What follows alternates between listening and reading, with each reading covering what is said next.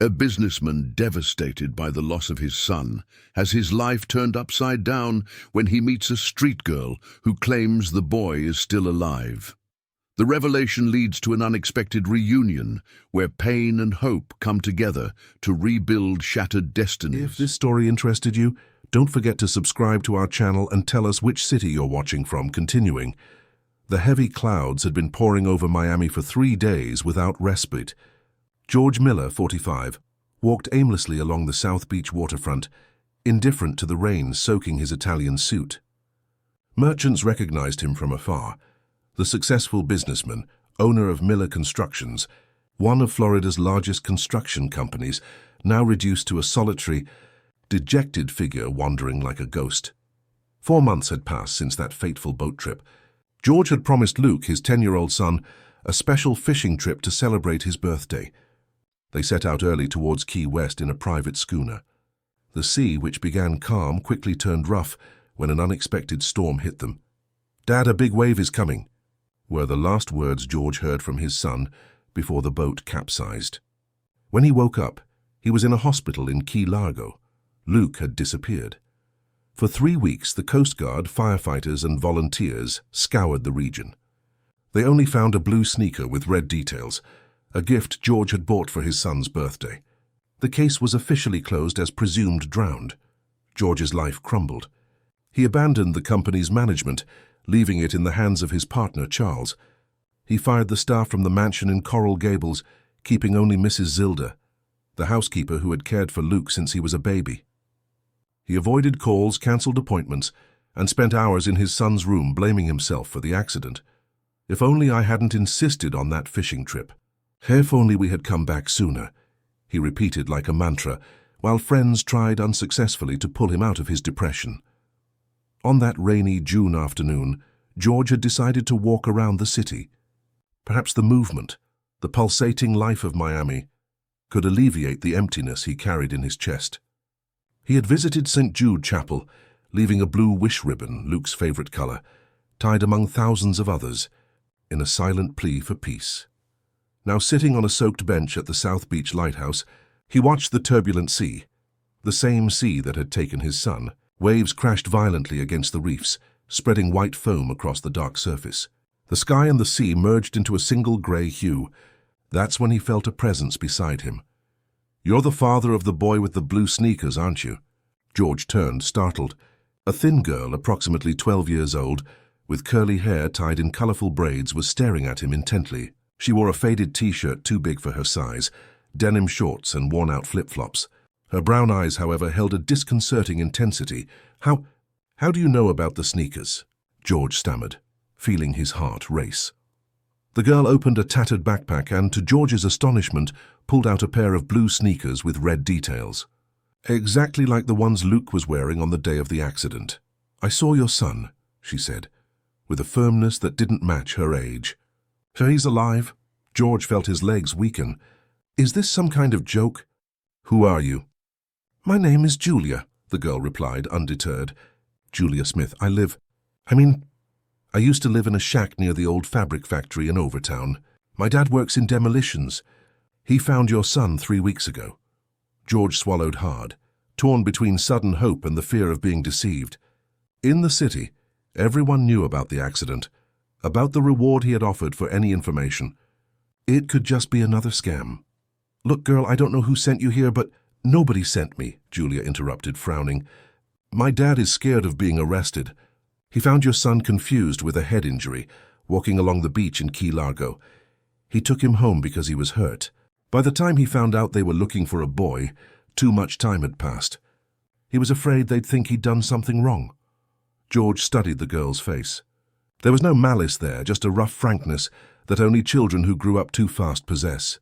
"If this is true," George's voice faltered, "where is my son now?" "At Wynwood Plaza. My dad is with him. I convinced him that he needed to return the boy." George stood up impulsively, almost knocking the girl over.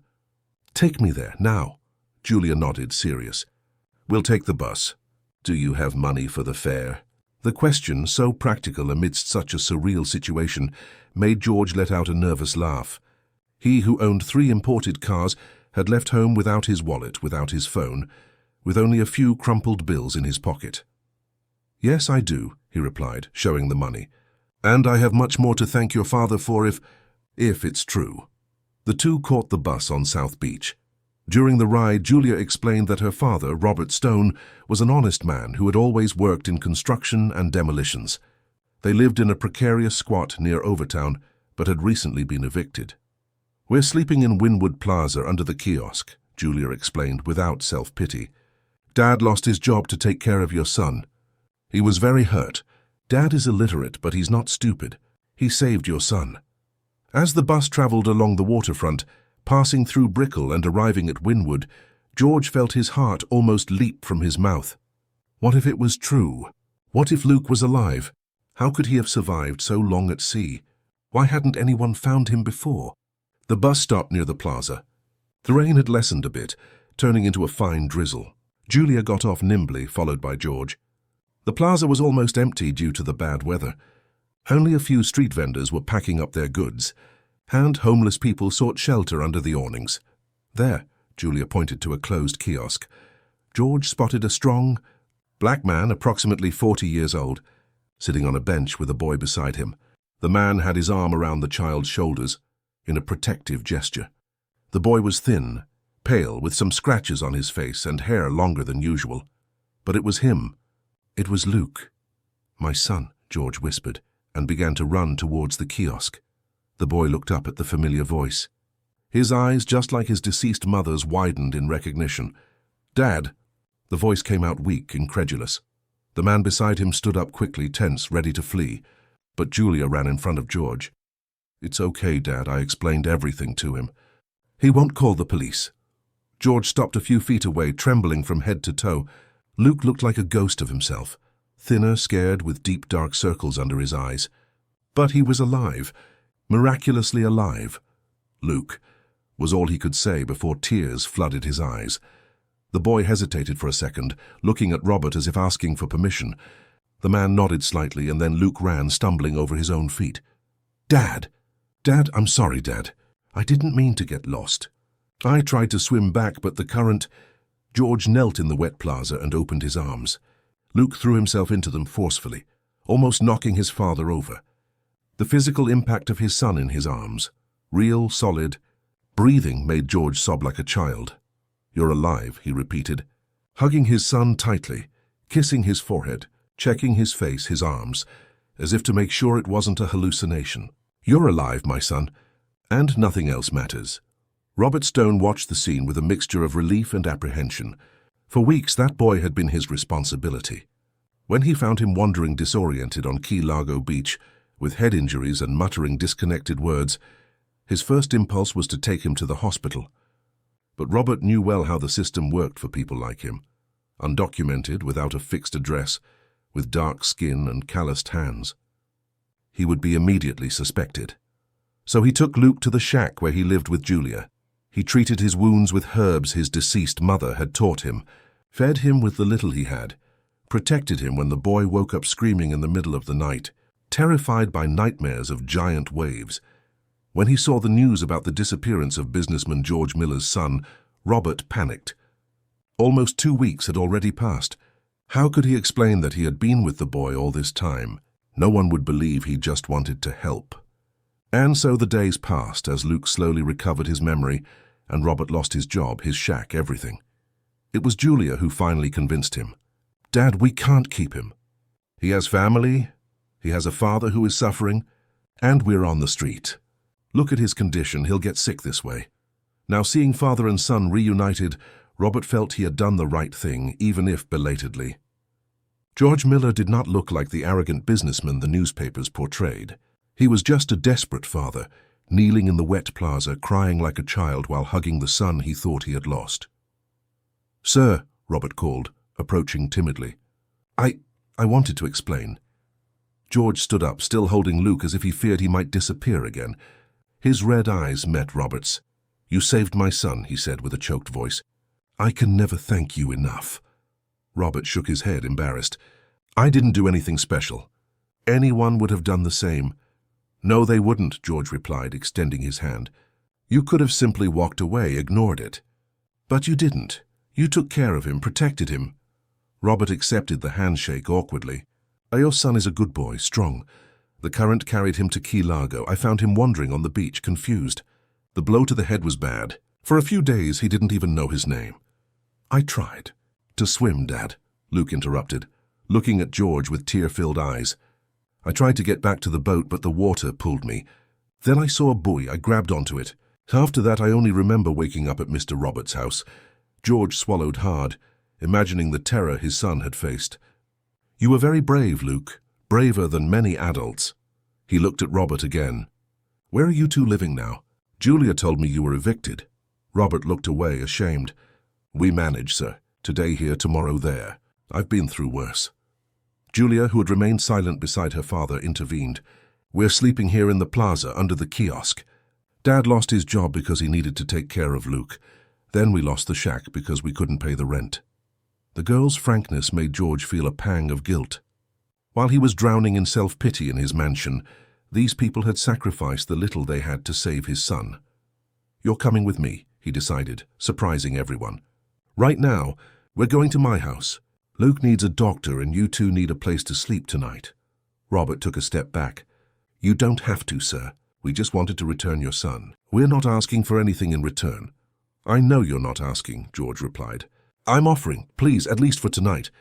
It's raining, you have nowhere to go, and I need to understand exactly what happened. How my son survived. Julia tugged on her father's shirt sleeve. Dad, let's go, please, just for tonight. Robert hesitated, but eventually agreed with a nod. George immediately pulled his phone from his pocket. He had picked it up before leaving home, but had kept it off for weeks. I'll call my driver and a doctor to meet us at home.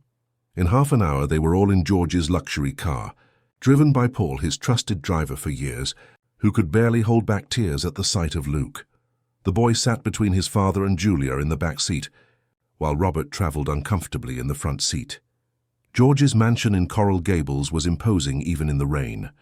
Robert and Julia exchanged nervous glances when the electronic gate opened, revealing an extensive garden and a 3-story house with a restored colonial facade.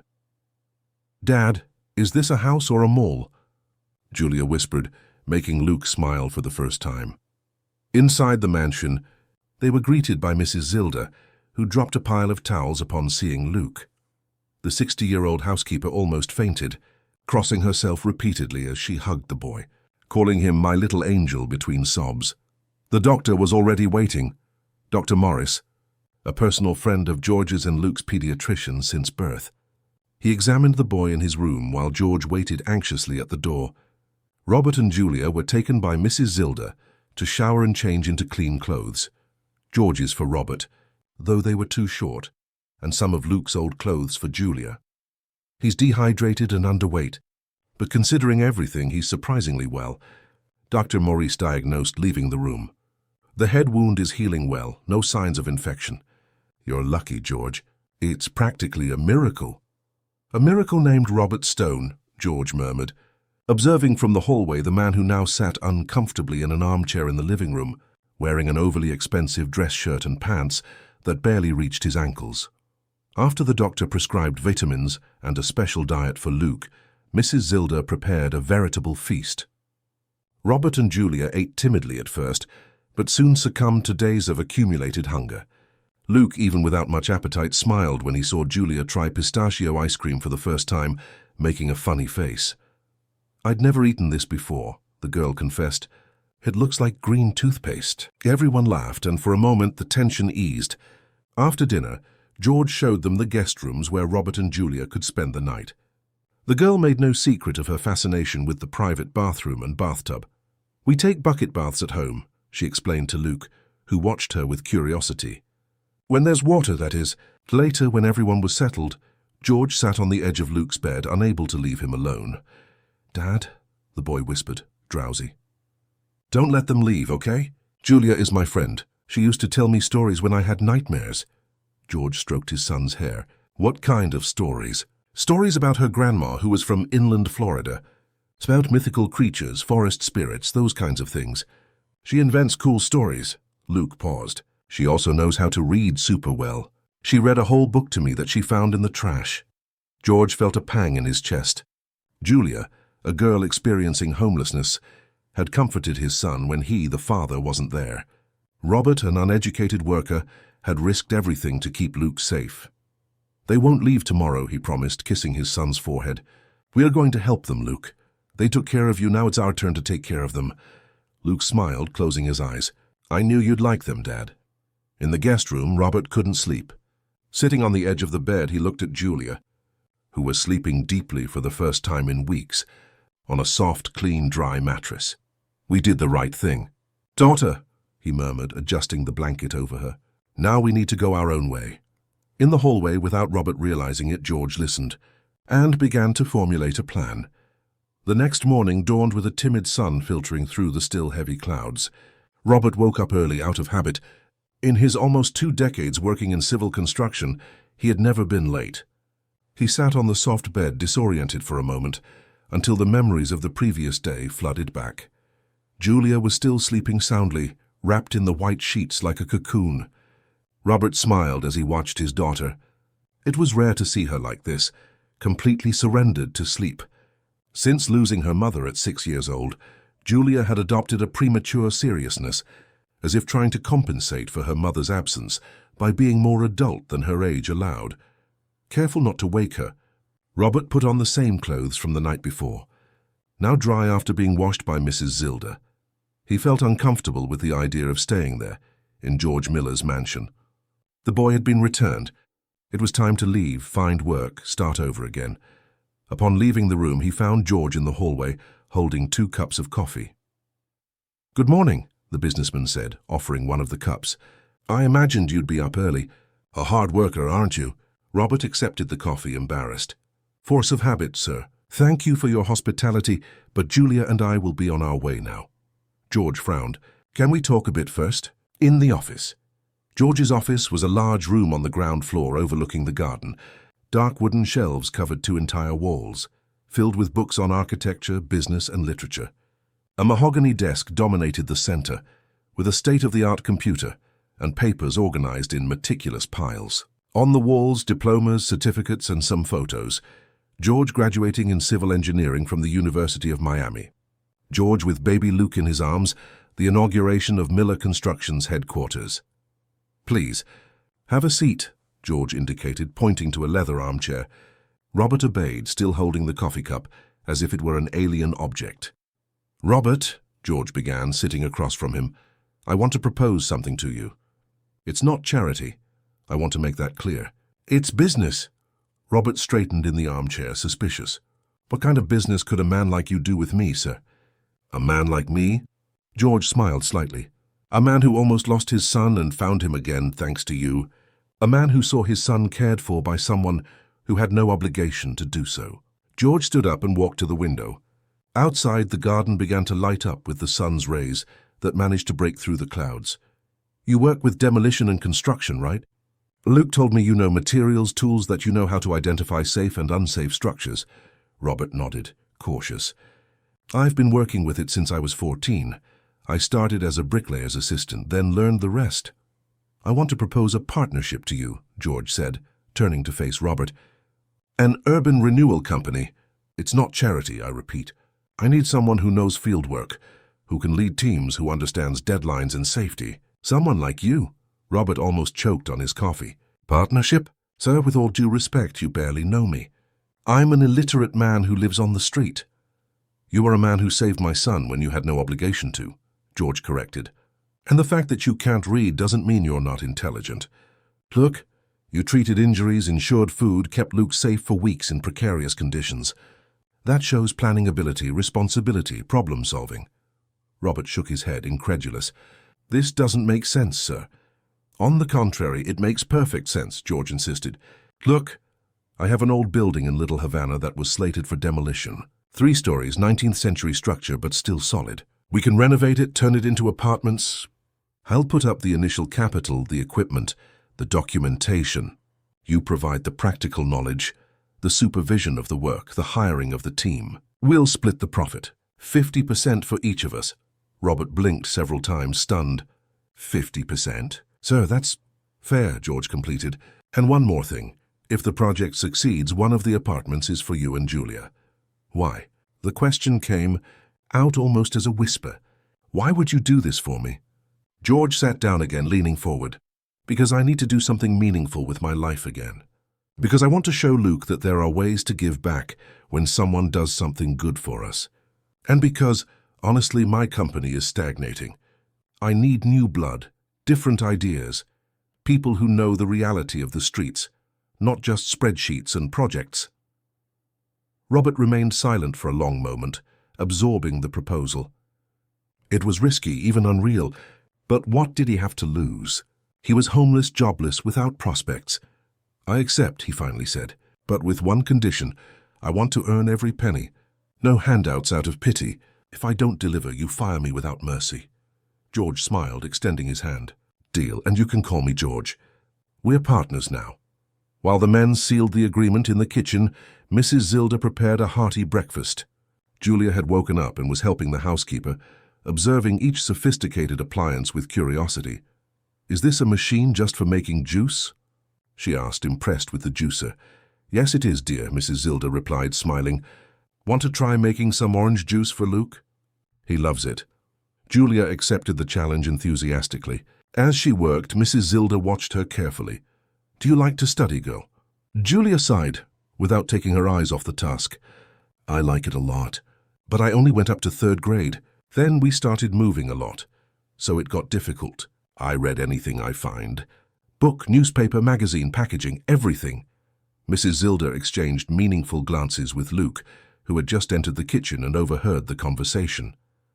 Dad, the boy called, running to George when he entered the kitchen with Robert. Can Julia go to my school, please? She's super smart, you know. George looked at Robert, who seemed embarrassed by his son's enthusiasm. Actually, Luke, George began, if Robert accepts my proposal, you two will be staying in Miami, and yes, we can find a good school for Julia. The girl's eyes widened. School? A real school? Yes, a real one, George confirmed. A good school. Your father and I have a project together now. Robert briefly explained the proposal to his daughter, who stared at him with a mixture of surprise and hope. Are we going to have a real home, Dad? She asked, her voice almost disappearing. If all goes well, yes, Robert replied, stroking his daughter's hair, but it will take a lot of work. I can help, Julia offered enthusiastically. I can take care of the accounts, the papers. I can do math in my head really fast, George smiled. I'm sure you can. But for now, your only obligation is to study, and maybe help Luke with his lessons, since he missed a few weeks of school. The following week, while Luke gradually recovered under medical care, Julia was evaluated by Everglades Academy, one of Miami's best private schools. To the evaluator's surprise, the girl, despite gaps in her formal education, demonstrated an advanced understanding of reading and mathematics. She was accepted as a scholarship student, on the condition of receiving tutoring to catch up with her peers. During the same period, George and Robert began the renovation project of the old building in Little Havana. The 3-story building, with a preserved colonial facade and deteriorated interior, would be transformed into 6 comfortable apartments, maintaining original features such as high ceilings and wrought-iron balconies. Robert proved to be a natural leader.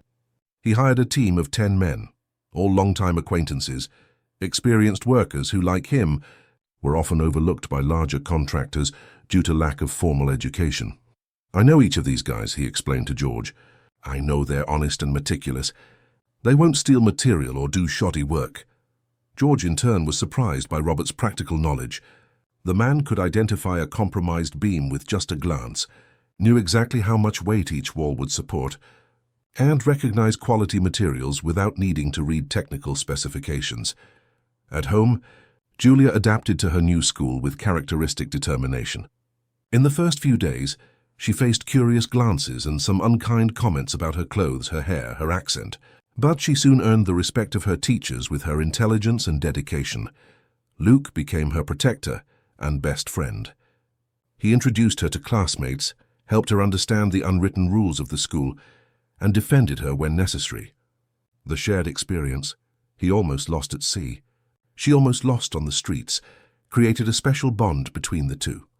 One day, during a science class about plants, Luke noticed the sparkle in Julia's eyes. Do you like plants? he asked during recess. I love them, Julia confessed. My grandma had a backyard full of herbs back in inland Florida, before we came to Miami. She taught me the names, what each one was for. It was like magic, you know. One little leaf cures a stomachache, another brings down a fever. Luke smiled, an idea forming in his head. That night, during dinner, he pitched the proposal. Dad, can we make a garden on the rooftop of the building Mr. Robert is renovating? The innocent question planted a seed that, unbeknownst to them at the time, would grow far beyond simple herbs and vegetables. 3 months had passed since the start of the renovation in Little Havana. The old building, once condemned for demolition, gained new life each day. The centuries-old stone walls were carefully restored, preserving history while adapting to modern safety standards. Robert supervised every detail with a rigor that impressed even city inspectors. On a September afternoon, as the sun began to dip towards the horizon, George went up to the building's rooftop to find an unexpected scene. Walter, one of the team's most experienced bricklayers, had installed in the least used corner of the space some horizontally cut PET bottles, filled with soil, where small herb seedlings were beginning to sprout. It's for lunch, sir, the man explained, embarrassed at being discovered. Just a little seasoning to improve the food. If it's a problem, I'll remove it all today. George approached, observing the small basil chive and cilantro leaves emerging in the improvised vertical garden. It's no problem at all. Walter, he replied, touching the moist soil with his fingers. In fact, it gave me an idea. The next day, George arrived at the construction site accompanied by Luke and Julia, who had been dismissed early from school for a special project. They carried bags with plant seedlings, seeds, fertilized soil, and gardening tools. We're going to expand your idea, Walter, George announced, gathering the team on the rooftop. We're going to transform this space into a garden for future residents. Robert, initially skeptical, was convinced by his daughter's excitement. Julia seemed like a different person when she talked about plants. Her eyes sparkled, her shyness disappeared, and she became a teacher, fluently explaining the scientific names, medicinal properties, and needs of each species. This is Ochaimum basilicum. Basil, she told the team of workers who listened with surprising respect. Besides being a seasoning, it helps calm headaches and is a natural mosquito repellent. Luke watched his friend with admiration. She knows more than the science teacher, he commented to his father. The rooftop garden project gained momentum. The workers, inspired by the children's enthusiasm, began to bring materials that would normally be discarded. Old pallets transformed into garden beds. PVC pipes became irrigation systems. Colored glass bottles became decoration. The news spread through the neighborhood. Old residents of Little Havana, curious about the renovation that preserved the building's original features, began to visit the site. An 80-year-old woman, Mrs. Margaret, who lived alone in a nearby mansion, appeared one day with rosemary and rue seedlings. They were from my mother's garden, she explained to Julia, teaching her how to plant correctly. Plants need conversation, affection. It's not just water and sun. Mrs. Margaret's presence attracted other elderly residents from the neighborhood. Soon the rooftop became a meeting point on Saturday afternoons. The workers, many of whom also lived in the area, brought their families. Children learned about plants with Julia and the elderly, while adults discussed the neighborhood's transformation, sharing stories and concerns. Robert observed everything with a mixture of pride and disbelief. In little over 3 months, his life had completely changed. He now lived with Julia in a small apartment rented by George near the construction site. He had a team that respected him, a project he was passionate about, and for the first time, the feeling of building something for the future, not just surviving the present. I never thought I'd see the day when people like Mrs. Margaret would sit down to talk to me as equals, he confessed to George, as they watched one of the gatherings on the rooftop. Why? George asked, genuinely curious. People like me have always been invisible, sir. We build the buildings, but then we only enter through the back door, if at all. Here it's different. It's like a wall that wasn't even made of bricks has been torn down, you understand? George understood. He himself had lived behind walls, not just the physical ones surrounding his mansion, but the invisible ones that separated his privileged world from the reality of most Miamians. The tragedy had almost cost him his son. Paradoxically, it had also given him a new perspective. As the garden flourished, on the rooftop, Julia faced her own challenges at school. Despite her exceptional academic performance, social adaptation was more difficult. Her humble origins, her direct mannerisms, her simple clothes, even the new ones bought with Mrs. Zilda's help, marked her as different. "Why do you talk like that?" a classmate asked during lunch, imitating the inland accent that occasionally slipped out when Julia got excited. "Because that's how I learned," Julia replied, undeterred. "My grandma was from inland Florida, and she taught me many things that aren't in your books." Luke, sitting beside her, intervened. "Julia can build an entire garden from nothing. And what can you all do? Ask the maid to get something from the fridge?" The comment, coming from businessman George Miller's son, caused embarrassment and suppressed laughter. But it also sparked curiosity. In the following weeks, some classmates began to ask Julia for help with their science project on plant cultivation. Soon a small group formed around her, listening fascinated to her explanations about germination, photosynthesis, and growth cycles. The science teacher, Cecilia Adams, soon noticed the girl's exceptional talent. After observing her explaining complex concepts to her classmates with impressive clarity, she decided to invite her to the lab after school. "Julia, you have a natural gift for science," the teacher said, showing her the school's professional microscope. "Would you like to participate in a special program for students with scientific aptitude?" The girl's eyes shone as she saw the enlarged plant cells in the microscope lens. "Can I really, teacher? My dad will let me, I'm sure." The program consisted of extra classes on Wednesdays, with practical experiments and advanced readings. Robert, initially concerned about overloading his daughter, eventually conceded when he saw her enthusiasm. "Just don't stop being a child, daughter," he asked, kissing her forehead. On the rooftop garden, the project evolved beyond expectations.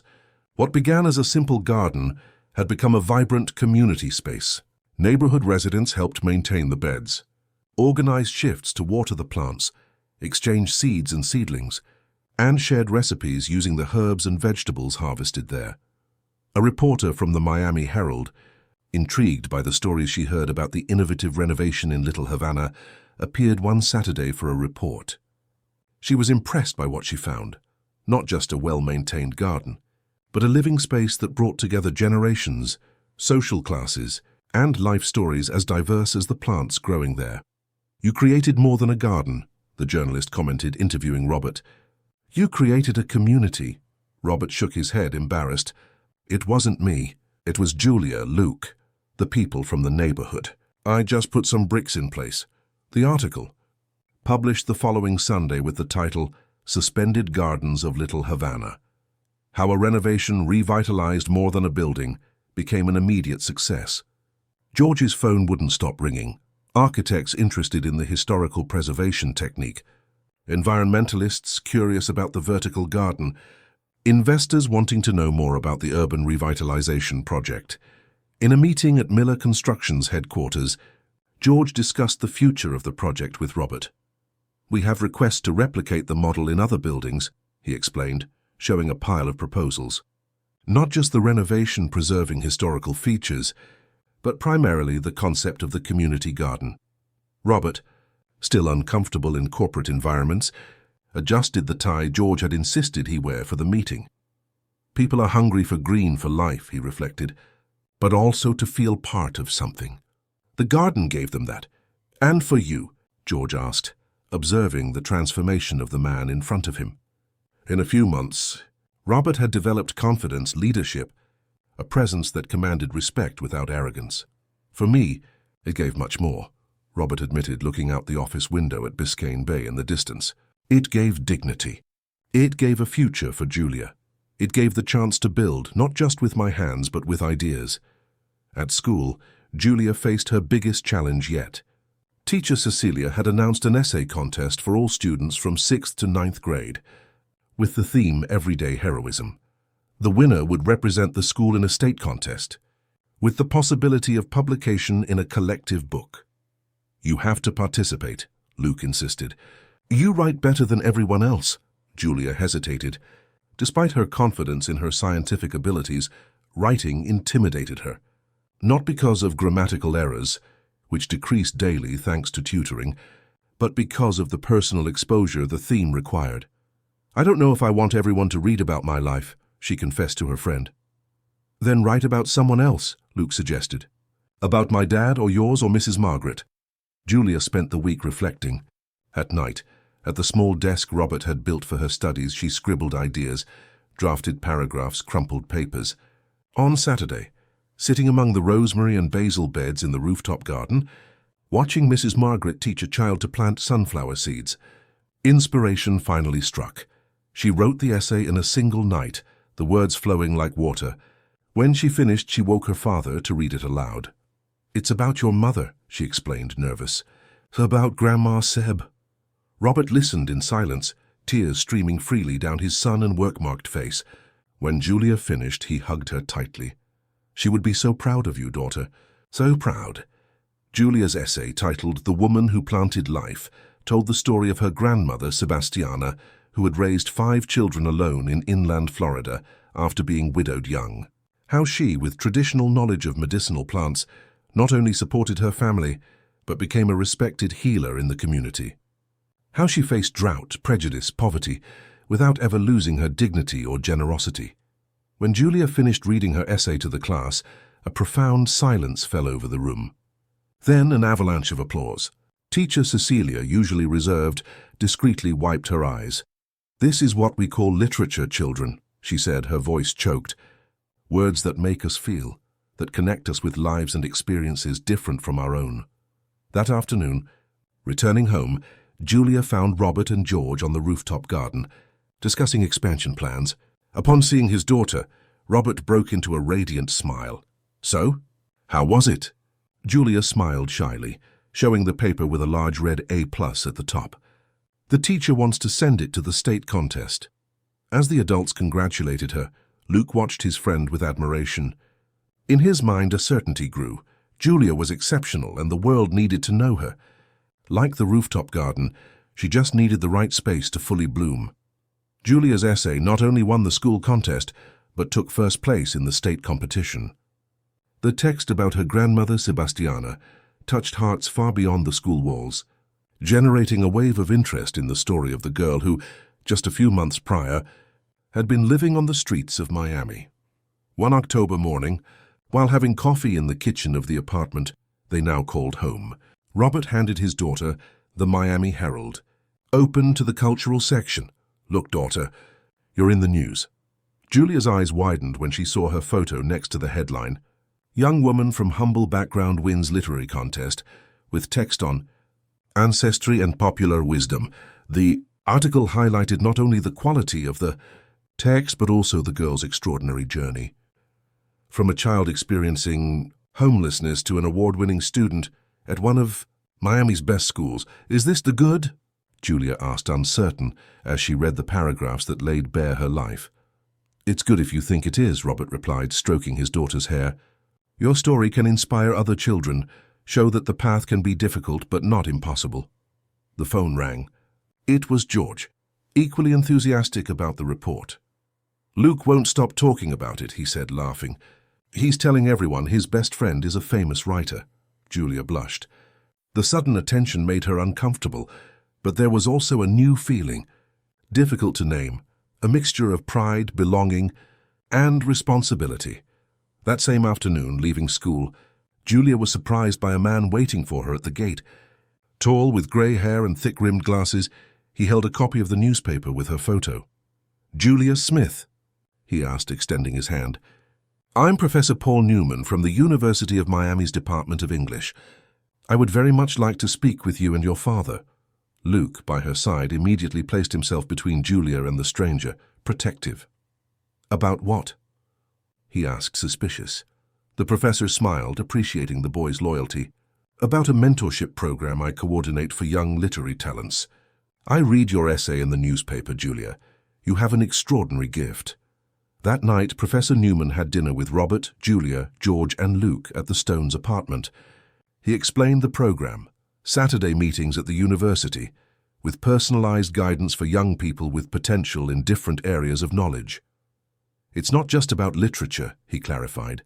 "It's about expanding horizons, connecting talents with educational opportunities, creating an academic support network for promising students, who often don't have access to certain knowledge spaces. Robert listened attentively, a furrow of concern forming on his brow. "Do you think my daughter is ready for this? She already has extra science classes. She has the rooftop garden, regular school. I don't want her to lose her childhood." The question, direct and honest, surprised the professor. "A very valid concern, Mr. Stone. In the program, we deeply respect each young person's pace. We don't want to create stressed prodigies, but rather to nurture natural talents. 2 Saturdays a month only, and Julia can withdraw at any time without consequences." Robert looked at his daughter, who watched the professor with bright eyes of curiosity. "What do you think, Julia?" "It's your decision." The girl reflected for a moment. "Can I at least get to know the program?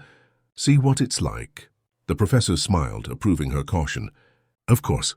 Come this Saturday, meet the other young people. See if you like it. Your father and your friend can accompany you." The following Saturday, Robert, extremely uncomfortable in his only suit, a gift from George, accompanied his daughter through the corridors of the University of Miami. Luke had insisted on coming along, fascinated by the idea of exploring the university campus. The program operated in a large, airy room with shelves full of books, computers, small laboratories, and artistic creation spaces. About 15 teenagers of different ages and backgrounds worked on various projects under the guidance of volunteer professors. Julia was introduced to Marianne King, a young writer who would be her mentor. The connection was immediate. Both shared a love for oral histories, popular traditions, and wisdom passed down from generation to generation. "You don't have to choose between science and literature," Marianne explained, showing Julia books by Rachel Carson and other scientists who were also excellent writers. "The best scientists are storytellers, and the best writers are curious like scientists." By the end of that first visit, there was no doubt Julia wanted to participate. Robert, initially wary, felt more at ease seeing the welcoming environment and the respectful approach of the mentors. "Just don't stop playing too, daughter," he insisted as they returned home. "Being a child is important too." Julia smiled, squeezing her father's hand. "I know, Dad, but this doesn't feel like work to me. It feels like fun." Luke, who had observed everything attentively, was unusually silent. "What's wrong?" Julia asked. "Didn't you like the place?" "I liked it a lot," Luke replied. "I was just thinking, you're going to be famous. You're going to study at the university one day, and I'm going to be left behind." Julia stopped walking, looking at her friend seriously. "Never. You're my best friend. We'll always be together, no matter what happens." The mentorship program expanded Julia's world in unexpected ways. In addition to creative writing, she discovered photojournalism, urban anthropology, and social architecture. She was fascinated by the impact of physical spaces on communities, by the stories hidden in the corners, facades, and plazas of Miami. She began to take a camera borrowed from the university to the rooftop garden, documenting not only the development of the plants, but especially the people who lived there, their smiles, their wrinkled or calloused hands, their looks of contentment as they harvested a ripe tomato or a mint leaf. Her mentor, impressed by the photographs and the texts that accompanied them, suggested an ambitious project, a series of chronicles about the community garden, combining text, photography, and testimonials. "You are documenting an important transformation," Marianne explained, "not just of a physical space, but of people, of an entire community." While Julia developed her artistic and intellectual talent, the building project in Little Havana approached completion. The renovation, which was initially expected to last 6 months, had progressed faster than expected, thanks to the efficiency of the team led by Robert. The partnership with George proved to be surprisingly balanced and productive. The businessman contributed technical knowledge, contacts, and capital. Robert, with practical leadership, knowledge of materials, and ability to solve unforeseen problems. Together, they made decisions that benefited not only the project, but everyone involved.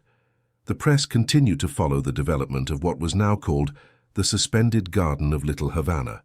Architecture magazines, television programs about decoration, and even international publications showed interest in the initiative that combined historical preservation, sustainability, and social impact. During one of these visits by journalists, Professor Paul Newman accompanied Julia, observing how she photographed and interviewed project participants with impressive poise for her age. "Your daughter has an extraordinary talent," he commented to Robert, as they watched Julia interview Mrs. Margaret about the medicinal properties of rue. "But more than that, she has sensitivity, empathy." Robert nodded, proud. "She takes after her mother and her grandmother. Strong women who knew how to see what others didn't." The professor hesitated for a moment, then continued. "Robert, have you ever thought about sharing your knowledge more formally?" "What do you mean?" "We are developing a program at the university on sustainable practices in civil construction, especially in urban renewal projects. We need someone with real, not just theoretical experience. Someone who can teach students about practical safety, material reuse, adapting projects to local realities."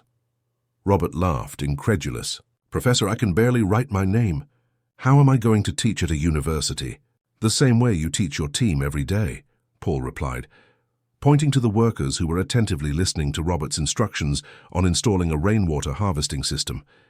"With clarity, patience, and practical knowledge, students need that much more than theories in books." The proposal was for Robert to act as a visiting lecturer in a semester-long course, teaching practical classes once a week. Initially, the invitation seemed absurd to the worker, who just a few months earlier had been sleeping in a plaza. But the seed had been planted. That night, returning home, Robert found Julia poring over her texts and photographs, organizing the material for her Chronicles project. "Dad," the girl called, looking up from her work, "do you think we can really change people's lives with a garden and some stories?"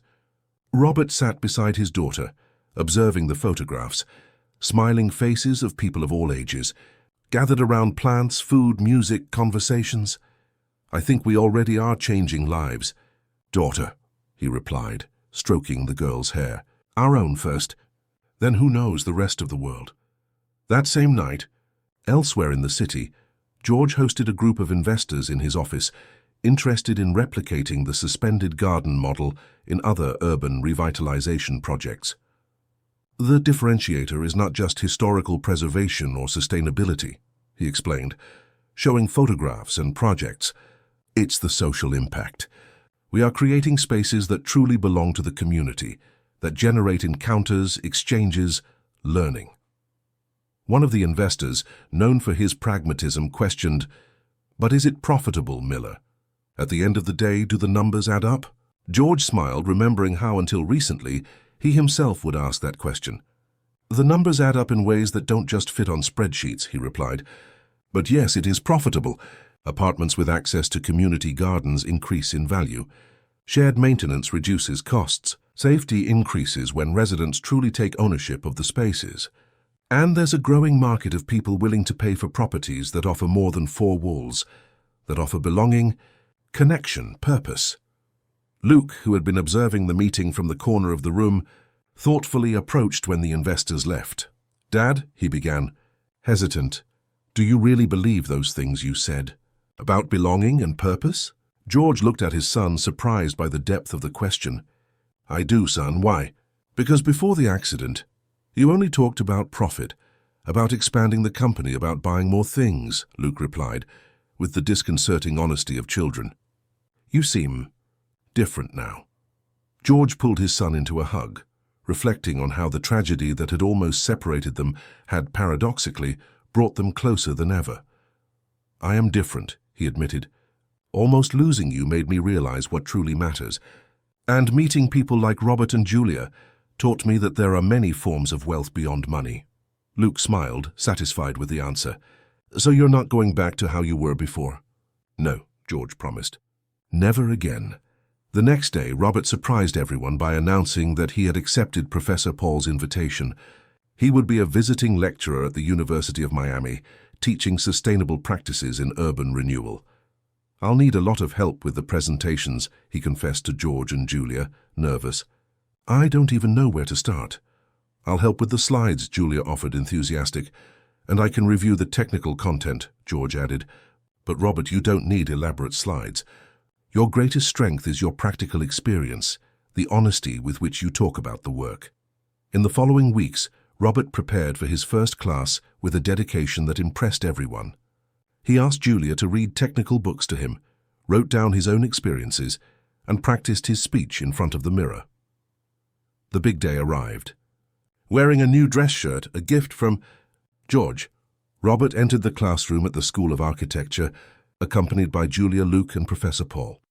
To his surprise, the auditorium was packed, not only with enrolled students, but with curious professors and even some industry professionals who had heard about the innovative initiative. "My name is Robert Stone," he began, his voice trembling at first. "I've been working in construction since I was 14. I don't have a degree, I don't know how to speak eloquently, but I know how to build. I know how to lead teams, and most importantly, I know how to recognize when a structure will last and when it will fall in the first heavy rain." The audience laughed, and Robert felt the tension ease. Gradually, he found his rhythm, his voice. He spoke about workplace safety, not as an abstract concept, but as essential daily practice.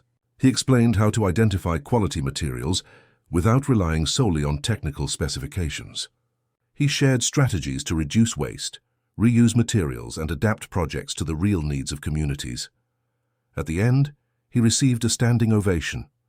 Students surrounded him with questions, impressed by his practical knowledge and his ability to explain complex concepts in an accessible way. "Dad," Julia whispered, hugging him tightly when they finally got a moment alone, "you were amazing." Robert, still stunned by the positive reception, hugged his daughter back. "I think I found something new I know how to do," he said, marveling. "Teach." Back at the rooftop garden, now fully completed and flourishing, Robert shared the experience with the team of workers and the regular visitors to the space. "The professor said they want me to continue," he recounted, still incredulous. "A whole semester, one class a week." Mrs. Margaret, who was carefully watering her medicinal herbs, smiled knowingly. "See? Even at the university, they realized what we already knew. You have the gift of building, Robert. Not just buildings, but people too." That night, Julia sat down to write another chronicle for her project, inspired by recent events. She titled it The Bridge Builder, a tribute to her father who, without realizing it, had created connections between worlds that seemed destined to remain separate. A year after the reunion at Wynwood Plaza, the rooftop garden of the building in Little Havana was unrecognizable. What had started as a few seedlings in PET bottles had transformed into an exuberant urban oasis, with flowering vines cascading down the centuries-old walls, organized beds of medicinal herbs and vegetables, shaded seating areas under starfruit and pitanga trees, and even a small pond with aquatic plants. It was a special Saturday, the day of the official inauguration celebration of the fully renovated building. All 6 apartments were already occupied, including one by Robert and Julia, fulfilling the promise George had made at the beginning of their partnership. Mrs. Margaret had moved into another, leaving her old mansion to distant nephews, preferring the vibrant community that had formed around the garden. The inauguration party brought together an unlikely mix of people: construction workers and their families, old residents of Little Havana, students and professors from the University of Miami, George's business partners, Luke's and Julia's school friends, journalists, and curious onlookers attracted by the project's growing fame. In the center of the rooftop, a large rustic wooden table, made by Robert from renovation scraps, was covered with a colorful tablecloth and typical dishes prepared by the residents: fish moqueca, acarajé hausa ris, feijão tropeiro, seasonal fruits. The delicious aroma mingled with the fragrance of herbs and flowers, creating a festive and welcoming atmosphere. George, wearing a casual floral shirt instead of his usual suit, observed the scene with a satisfaction he had never imagined possible. Luke ran around the rooftop with other children, healthy and happy, without any trace of the trauma that had almost taken him. Robert conversed animatedly with a group of architecture students, gesticulating as he explained the restoration techniques used on the rammed earth walls. Julia, with a camera hanging around her neck, documented everything, occasionally making notes in a notebook. "Impressive, isn't it?" commented Charles Mendez, George's partner in the construction company, approaching with a glass of juice. "When you disappeared for months after the accident, I thought the company was finished. And now look at this, George smiled. It's not just a real estate project, Charles. It's a new direction, and a profitable one, Charles added, pragmatic as ever. The proposals keep coming in. Everyone wants a community garden now. It's not just about the garden, George corrected. It's about the community that forms around it. It's about the feeling of belonging we've created here. A clink of cutlery against glass drew everyone's attention. Professor Paul Newman was in the center of the rooftop, asking for the floor. Friends, we are gathered today to celebrate not only the completion of an extraordinary renovation, but the beginning of something much bigger, he began, looking around with satisfaction. This space represents what I believe to be the future of urban development, projects that preserve our history, respect our environment, and above all, strengthen our communities. Enthusiastic applause briefly interrupted his speech. I have some important announcements to make, the professor continued when silence returned. First, the University of Miami's School of Architecture today formalized the creation of the course Sustainable Practices in Urban Renewal, which will be permanently taught by Professor Robert Stone. Robert, who was not prepared for the announcement, widened his eyes in surprise. A murmur of approval spread across the rooftop. Part-time, of course, the professor clarified, smiling at Robert. We know you have a company to manage, but your classes were the most requested of the semester, and we believe our students deserve to learn from someone who truly understands the practice, not just the theory. Julia ran to hug her father, who seemed unable to process the news. University professor, he who could barely sign his own name. Second, Paul continued, I am pleased to announce that our talented young woman, Julia Smith, has been accepted into the Bright Futures Foundation's full scholarship program, which will guarantee her studies until university graduation. More applause, even more enthusiastic. Julia, normally so articulate, was speechless. Luke was the first to hug her, jumping with joy. And finally, the professor concluded, the Book of Chronicles Suspended Gardens, Stories of Renewal, with texts and photographs by Julia Smith, will be published next month by University of Miami Press, with national distribution. The profits will be reinvested in the expansion of the community garden project in other areas of the city. The explosion of applause was deafening. Julia, surrounded by classmates from school and the mentorship program, could barely hold back tears. Her project, which began as simple daily records on the rooftop, had transformed into a real book, which could inspire similar initiatives elsewhere. When the commotion subsided, Robert asked for the floor. Still visibly moved, he stood beside George. I'm not good with speeches, he began with his characteristic honesty, but I need to thank you. A year ago, Julia and I were sleeping in a plaza, without a future, without hope. If someone had told me that today I would be a university professor, a partner in a successful company, and the author of an internationally recognized project, I would have said that person was crazy. Understanding laughter rippled through the audience. But here we are, he continued, his voice choked. And this was only possible because one man chose to see beyond appearances, beyond fear, beyond prejudice. George Miller not only gave me an opportunity, he treated me as an equal, as a partner, and that made all the difference. Robert extended his hand to George, who, instead of shaking it, pulled him into a tight embrace. The two men, so different in their origins and trajectories, now united by bonds deeper than any formal contract. The lesson I learned, Robert concluded, when they separated, is that we all need a chance, just one chance to show our worth, our capacity. And for that, I announced today that Stone & Miller Renovations will launch an apprenticeship program for young people from vulnerable communities, offering technical training, scholarships, and real employment opportunities. The news was met with enthusiasm, especially by the workers who knew the reality of the lack of opportunities for young people from marginalized areas. The party continued until nightfall, when delicate lights installed among the plants transformed the rooftop into an almost magical setting. Live music, a trio of young musicians from Little Havana, filled the air, inviting people to dance among the flowering beds. Julia found a moment of quiet in a corner of the rooftop, observing the city that stretched out below, dotted with lights like fallen stars. Luke joined her, bringing 2 glasses of juice.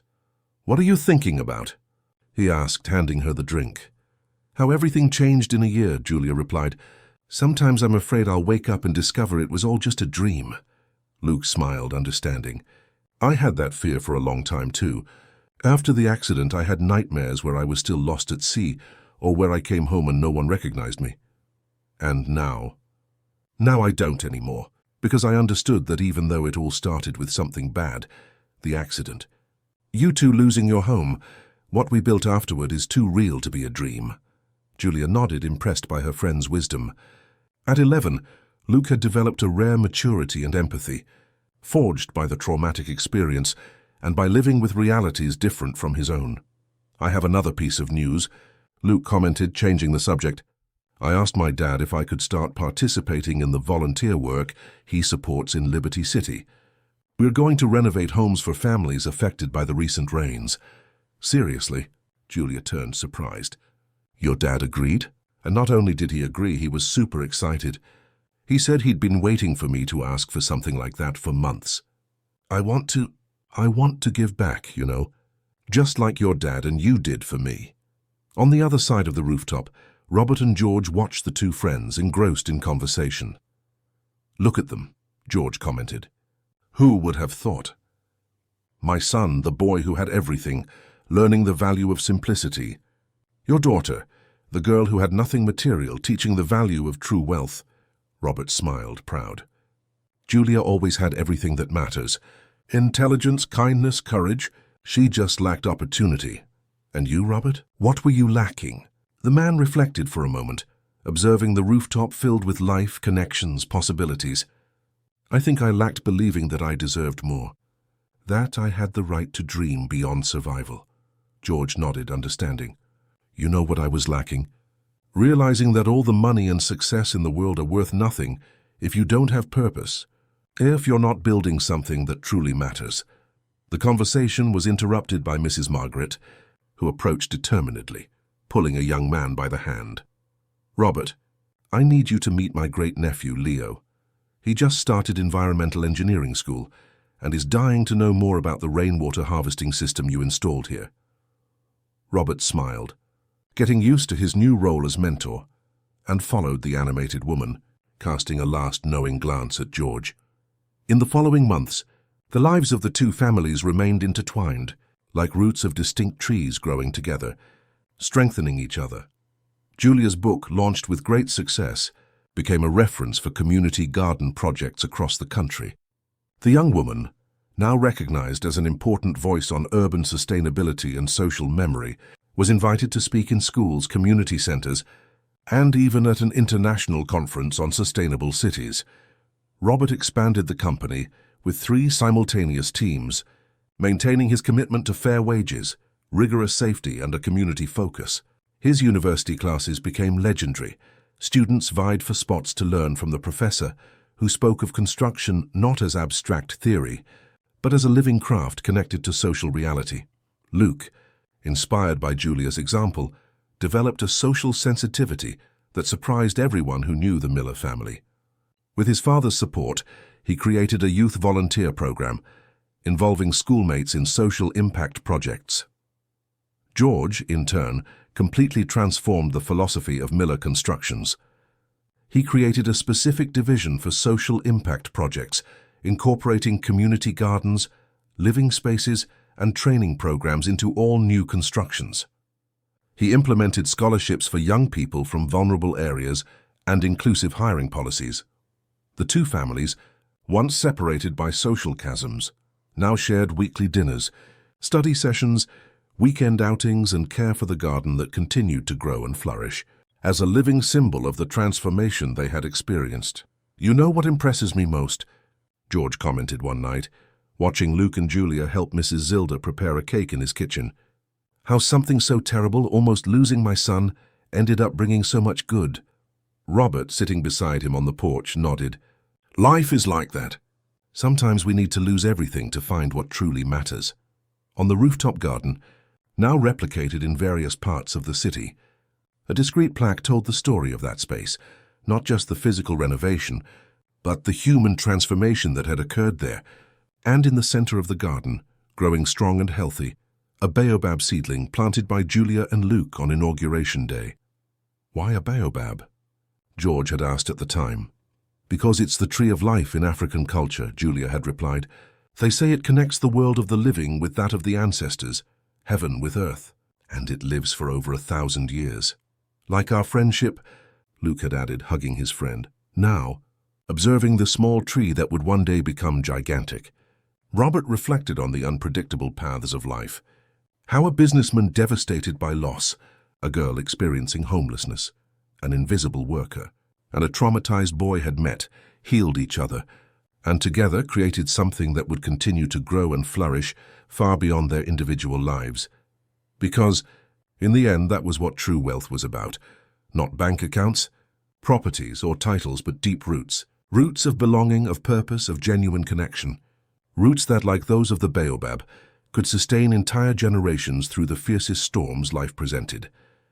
And as the sun set over Miami, painting the sky with shades of orange and pink, George and Robert toasted not only their achievements, but mainly the family they had built together, not by blood but by choice. Their family that, like the garden on the rooftop, blossomed more exuberantly each day, nourished by mutual care, respect for differences, and the certainty that, united, they could overcome any adversity.